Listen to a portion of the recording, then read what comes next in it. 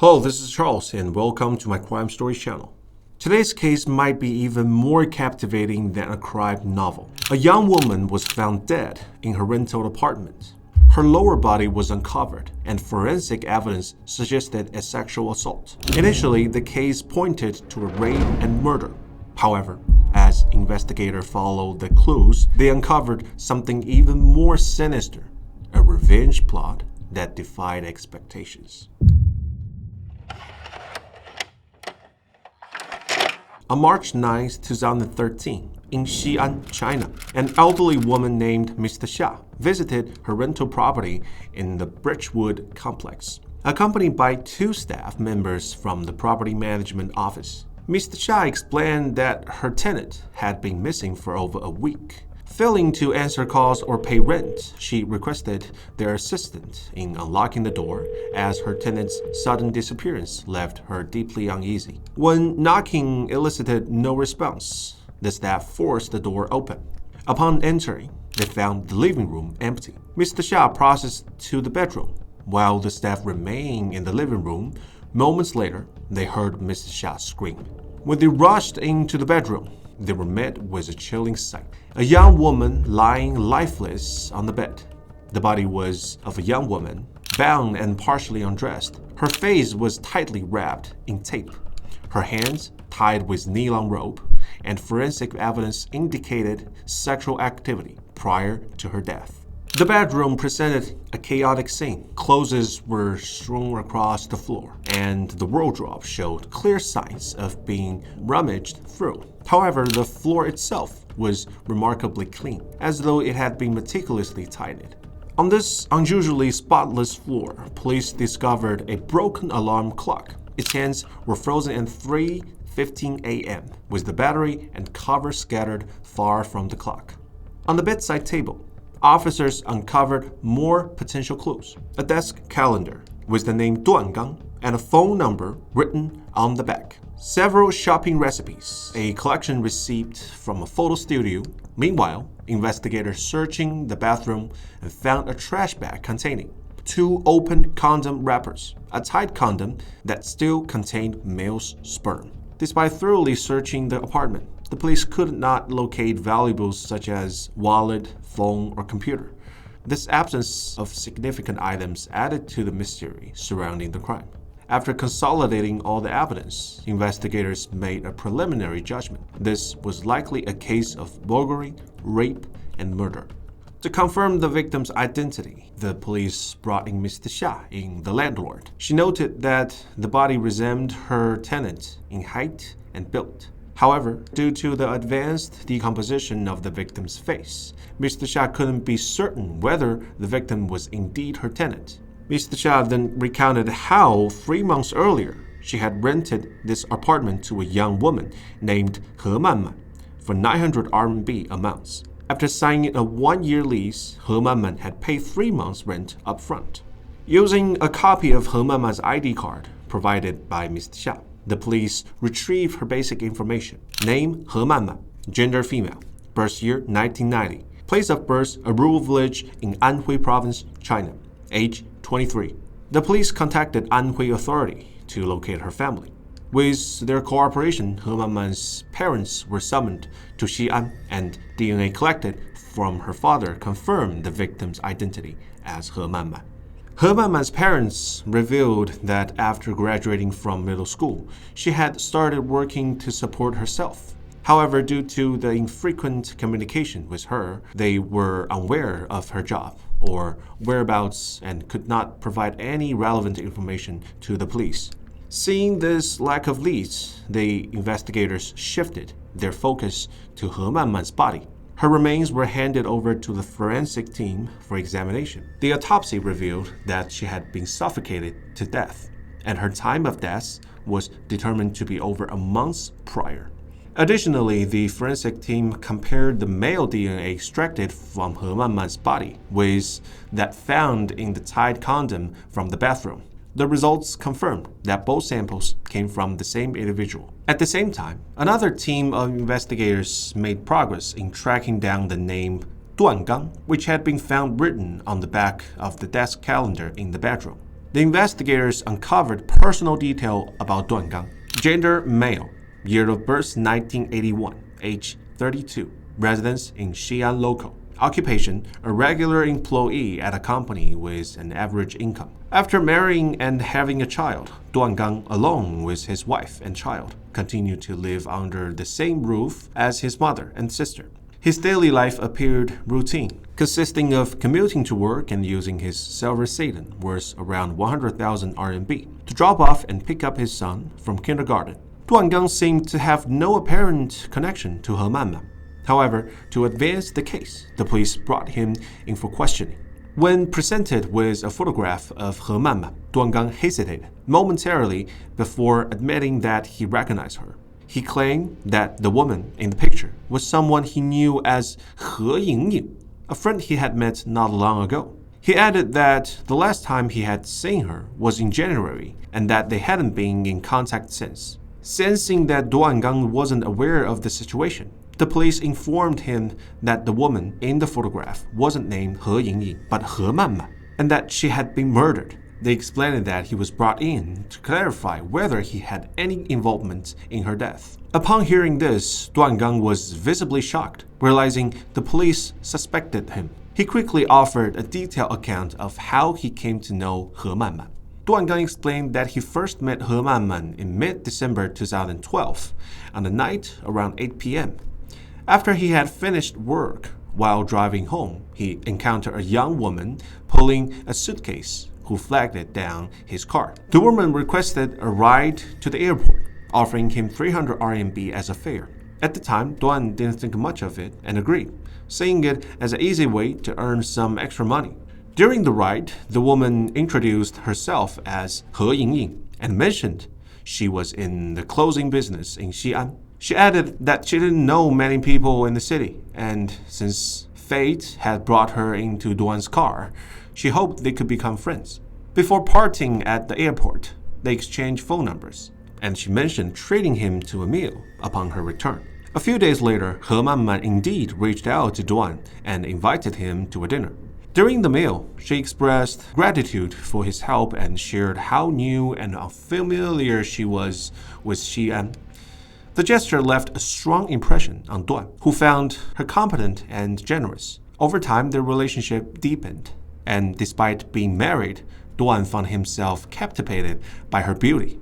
He admitted that their encounters eventually became intimate, with several instances of sexual relations. On January 9, 2013, He Manman called Duan, asking him to bring condoms and meet her at her rental apartment in the Bridgewood complex. They had sexual relations that evening. Afterwards, Duan left. Following that day, however, he was unable to contact her. With the Lunar New Year approaching, Duan assumed that He had returned to her hometown to celebrate the holiday. When she still didn't respond after the holiday, Duan thought that she had grown tired of their relationship and decided to end it without explanation. This assumption brought Duan a sense of relief, as her apparent disinterest made him feel less guilty about his infidelity. After Duan Gang recounted his relationship with He Manman, the police collected his DNA sample for analysis. The forensics result soon confirmed that the semen found on He Manman's bed and in the tied condom matched Duan's DNA. Faced with the evidence, Duan Gang admitted to have sexual relations with He, but vehemently denied involvement in her death. However, investigators discovered additional incriminating items in his car, including a roll of tape and a white nylon rope. Forensic comparisons revealed these items matched the tape used to bind He's face and rope tied around her hands. Duan Gang explained that the tape and rope had been requested by He during their third meeting, and she mentioned lacking access to a store nearby. He further stated that the tape was left in his car because it took up little space and could be useful for occasion tasks, so he hadn't bothered to throw it away. Despite the mounting evidence against Duan Gang, something didn't sit right with the police. The scene of the crime had been meticulously cleaned, yet critical pieces of evidence, semen stains, and the tied condom were conspicuously left behind. Furthermore, Duangang's phone number was written on the back of the desk calendar in plain sight. The investigators questioned why a killer would leave behind such obvious evidence. It seemed inconsistent and illogical, raising doubts about whether Duangang was truly responsible for He Manman's death. All these unusual findings led the police to question their initial assumption. They began to suspect that Duangang might actually be telling the truth, and that he wasn't the one who killed He Manman. So who is the real killer then? To uncover the real killer, the police decided to broaden their investigation while keeping Duangang in custody. They shifted their focus and began canvassing entertainment venues across the city with a photo of He Manman. After 3 days of visits, they found a lead at a foot massage parlor. A staff member there recognized He Manman from the photo and revealed that a few months before the incident, she had worked at the parlor. However, her employment was short-lived. The staff member added that when He Manman left the job, she was picked up by a man driving a brand new Audi Q7. The car stood out because it was a recently released luxury model, rare and expensive, which made it memorable. This new lead excited the investigators. Although they couldn't yet confirm if the Audi man was the killer, they were now one step closer to the truth. Finding a specific Audi Q7 in a large city like Xi'an was no easy task. However, one officer recalled that the staff member mentioned the car appeared very new, suggesting it had been purchased recently. Acting on this detail, the police promptly gathered sales records from Audi dealerships in the area over the past few months. The effort paid off. They identified 20 potential vehicles matching the description. After systematically verifying each one, they finally found the car in question. Its owner was Zhang Qiang, a 40-year-old local resident. So let's take a look at the profile of Zhang Qiang. The birth year was 1973. Education is high school graduate. Career is after high school. Zhang Qiang worked as a state-owned enterprise in Xi'an. His criminal story in 1994. Zhang Qiang was convicted of embezzlement and theft and served a 9-year prison sentence, post-prison life. And upon his release in 2003, he started a business in electromechanical equipment, which brought him considerable wealth. And the luxury purchase happened in October 2012. Zhang Qiang purchased an Audi Q7. Given Zhang Qiang's financial status and history, investigators deemed him a prime suspect and shifted their attention to him. While digging into Zhang Qiang's social circle, the police discovered a startling link. Zhang Qiang's girlfriend, Duan Li, was none other than Duangang's youngest sister. The revelation connected Duangang and Zhang Qiang in a way the investigators hadn't anticipated, and it suggested a deeper motive and conspiracy. To unravel the case further, the police decided to question Duan Li. After summoning Duan Li to the police station, she confirmed that she was in a relationship with Zhang Qiang. However, she revealed that the relationship was fraught with challenges. Zhang Qiang had been married, had a child, and was 14 years older than her, which led her family to strongly oppose the relationship and even demand that she resign from her job as Zhang Qiang's secretary. Despite this, Duan Li described Zhang Qiang as mature, stable, and successful. She also noted that he treated her well, even buying her a 400,000 RMB apartment. Ignoring her family's objections, she continued seeing Zhang Qiang in secret. When her brother Duangang discovered the relationship, he confronted her, and the disagreement escalated to the point where he slapped her. Feeling deeply wronged, Duan Li confided in Zhang Qiang about the incident. Zhang Qiang reassured her, saying, "If your brother dares to lay a hand on you again, I will make sure he pays for it." At the time, Duan Li dismissed this as mere words meant to comfort her and didn't think much of it. Duan Li also mentioned something unusual. Recently, Zhang Qiang had been uncharacteristically interested in her family's activities. He frequently asked if Duangang had returned home, what her family was up to, and whether the police had been looking for Duangang. These peculiar questions immediately raised red flags for the investigators. Realizing Zhang Qiang might be hiding something, the police acting swiftly. On March 14, 5 days after the crime scene was discovered, they brought Zhang Qiang in for questioning. So during the interrogation, Zhang Qiang remained calm and composed. He denied knowing the victim, He Manman, and stated that his thriving business left him with no reason to engage in any criminal activity. Seeing his reluctance to cooperate, the investigators brought up his relationship with Duan Li and the tension it had caused with her brother, Duan Gang. Zhang acknowledged that Duan Gang's disapproved of their relationship, but he claimed to understand the opposition and insisted he had never met Duan Gang. His only impression of Duan Gang was that he had slapped Duan Li. Even as if he said this, Zhang Qiang's demeanor remained collected and unfazed.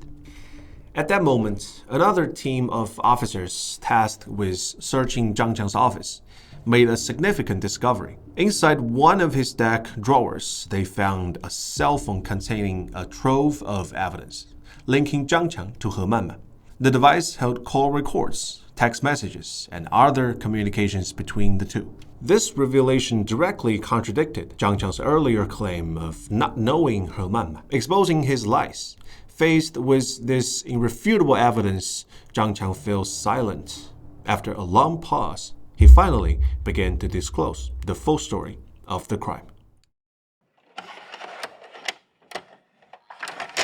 After achieving financial success in the electromechanical business, Zhang Qiang became increasingly arrogant, believing others should obey him and never challenges his authority.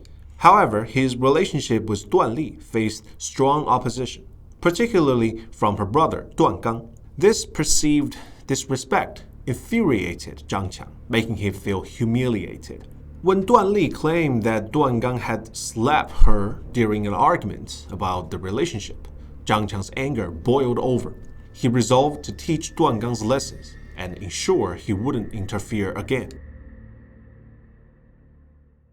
One evening in late November 2012, Zhang Qiang visited the foot massage parlor where he met He Manman. He learned that she had been in Xi'an for only 2 months and was living alone, which gave him an ideal for revenge. After mentally reviewing his plan, Zhang Qiang approached He Manman with a proposition. He asked if she could help him execute a task, seduce Duan Gang, sleep with him, and secretly record the encounter on her phone.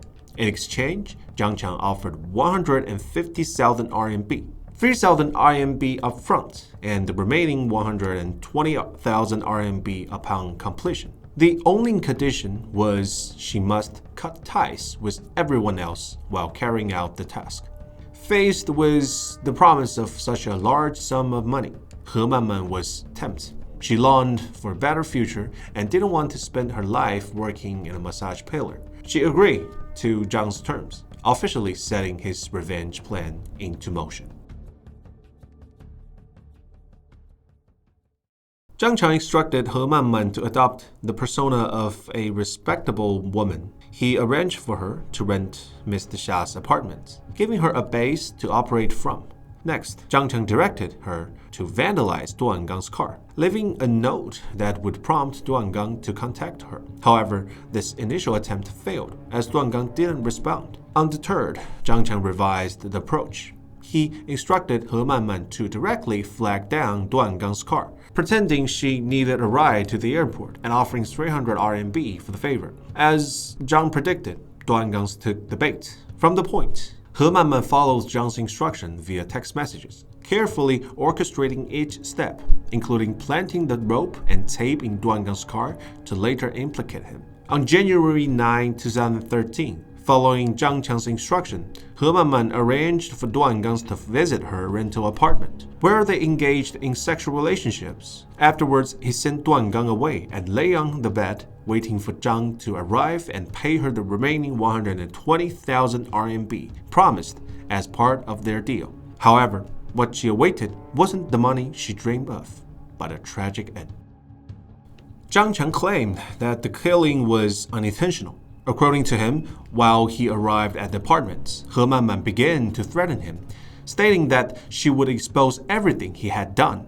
He demanded an additional 5,000 RMB as hush money on top of the agreed amount of 50,000 RMB. Zhang Qiang said he couldn't tolerate the blackmail, and an argument ensued. In the heat of the moment, he accidentally killed her. To mislead the authorities, he staged the crime scenes to make it appear that Duan Gang was the murderer. The police, however, questioned Zhang Qiang's story. If, as he claimed, his relationship with He was purely transactional, why would he hesitate to pay the additional 5,000 RMB? The truth seemed far more sinister. From the very beginning, He Manman was nothing more than a pawn in Zhang Qiang's elaborate revenge plot against Duan Gang. Once he had served her purpose, she became a liability. Someone who knew too much, Zhang Qiang likely killed her not out of desperation, but to silence her permanently. When Zhang Qiang's girlfriend, Duan Li, learned that he had killed He Manman and framed her brother, she was filled with disgust. Adding to her shock was discovery during the investigation that Zhang Qiang was still married. Far from being the devoted partner she thought he was, Zhang Qiang had been juggling multiple relationships, using gifts like the apartment to manipulate her. This case left a trail of devastation. Duan Gang, drawing into the situation by his infatuation, narrowly avoided being wrongfully convicted of murder. He Manman, driven by the lure of money, executed Zhang Qiang's revenge plan, only to be killed by the man she trusted. Both were unwitting victims caught in Zhang Qiang's web of manipulation and malice. Zhang Qiang, the true mastermind, orchestrated a chilling plan filled by spite and vengeance. Not only did he exploit He Manman and Duan Li, but he also directed his hatred toward Duan Gang, a man he had never even met, merely because he had dared to oppose Zhang Qiang's relationship. After achieving his goal, Zhang Qiang murdered He Manman to ensure her silence and framed Duan Gang to further his twisted plot. His actions, marked by deceit and ruthlessness, revealed a deeply disturbing level of cruelty.